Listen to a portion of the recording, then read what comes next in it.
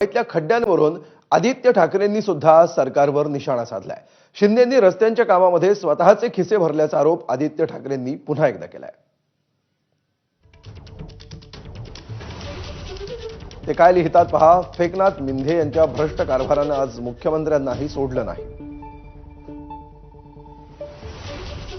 वाकोला पुलावरील खड्डे याबाबत आमचे आमदार वरुण सरदेसाईंनी व्हिडिओ सोशल मीडियावर शेअर केला।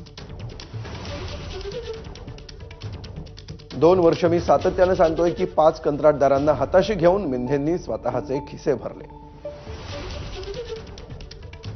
पण अजून खड्डे करून ठेवले।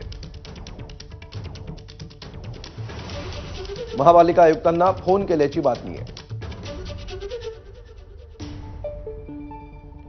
एकच गंमत, ह्या भ्रष्ट कारभाराला त्यांच्याच पक्षाचा पाठिंबा गेली 2 वर्ष होता। मिंधेंना वॉशिंग मशीनमध्ये त्यांनीच धुतलं आणि मिंधेंनी मुंबईची तिजोरी धुतली।